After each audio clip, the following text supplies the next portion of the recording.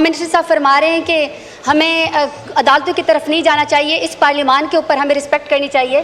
Sir अगर respect करनी है, आप मेरे लिए बहुत ऑनरेबल हैं सर। ये 6th सेशन है, टोटल 46 स्टार्ट क्वेश्चन है। अभी सर एजाजुल हक साहब के क्वेश्चन के बाद तमाम का आप देखें सर 22 के आंसर्स ही नहीं है, स्टार क्वेश्चंस के आंसर्स ही हैं, replied not received, replied not received. तो सर लॉ मिनिस्टर साहब बता दें कि हम जो 1.5 लाख वोट लेकर आते हैं, अगर हमारे सवालों का ही जवाब आपने नहीं देना, या तो मिनिस्टर का जोर नहीं चल रहा, या तो मिनिस्टर नालायक है, या फिर ब्यूरोक्रेसी आपकी बात नहीं मना रही। 6th सेशन में आपके पास आंसर ही नहीं है। 22 out of 46 sir, there is no answer. Law minister साहब चैम्बर में हो चुकी है, ये हाउस को भी वेल इन्फॉर्म्ड हो। बात नहीं आए उनमें हेल्थ के सर बहस करता, उसमें हेल्थ के नहीं 16 सवाल अभी एजेंडा वाइज ही जा रहा हूँ। जी मैं वैसे कर रहा हूँ। 16 सवाल थे सर। वो कंफ्यूजन ये हुई कि वो कहते हैं कि हमने रात को जाए प्रिंटिंग में ना आ सके, वो माजरत भी करके गए, उन्हें 2 घंटे पहले देने चाहिए थे, लेकिन वो भी जवाब मौजूद थे। मुख्तार भट्ट साहब उसके कोऑर्डिनेटर है, बैठे हुए हैं, और आइंदा इंशाअल्लाह उल अजीज हम ये इंश्योर करेंगे कि वेल बिफोर टाइम प्रिंट होके आपके सामने हो। शहरयार महर साहब सप्लीमेंट्री, शहरयार अफरीदी साहब सप्लीमेंट्री, शहरयार अफरीदी साहब सप्लीमेंट्री।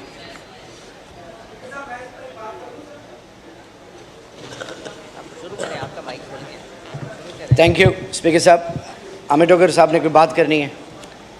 जी नहीं, आप कर लीजिए। जी सर, सब कंसेंसस है इस हाउस में कि ये बड़ा इम्पोर्टेंट इशू है, और किसान जो है पाकिस्तान की बुनियाद है, और उनको इज़्ज़त देना, उनके मसाइल हल करना, बज़ाहिर जो इस वक्त कंसेंसस है वो यही बता रहा है कि वो प्रायोरिटी नंबर 1 है। इसीलिए आपने क्वेश्चन आर को भी बाकी क्वेश्चंस को डेफर किया। कोलिशन पार्टनर्स जो हैं वो भी इस पे एम्फेसाइज कर रहे हैं, मिनिस्टर साहब भी इस पे एम्फेसाइज कर रहे हैं।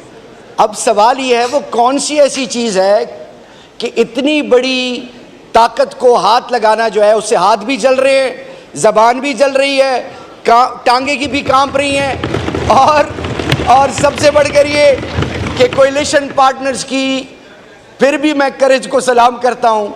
पीपल्स पार्टी ज़रा अपने आप को थोड़ा सा हिलाए तो मेरे ख्याल में बहुत कुछ हो सकता है। अदरवाइज मिनिस्टर साहब, I believe you have given up. Thank you. Ji Mir Shabbir Bajrani साहब,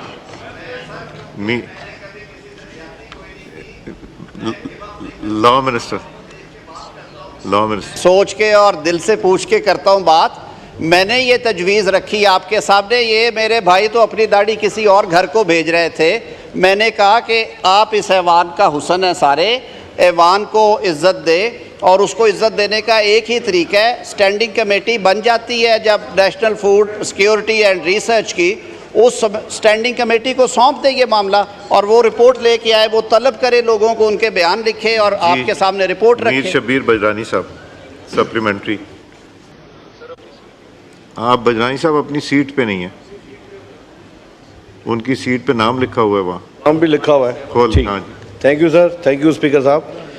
सर मेरी गुजारिश ये होगी ऑनरेबल मिनिस्टर साहब से कि वो जो कमेटी की बात कर रहे हैं, ये गंदम का इशू हमारा ऐसा इशू है कि हमें फिल फॉर उसी वक्त किसानों को रिलीफ चाहिए था, जो कि नहीं मिला, और अब हम गुजारिश कर रहे हैं। लास्ट सेशन में आपने कहा था कि आपके मिनिस्टर राणा तनवीर साहब बैठेंगे, आपके साथ मीटिंग करेंगे, न वो मीटिंग हुई, न उस मीटिंग में कोई डिस्कशन हुई, न कोई बात हुई।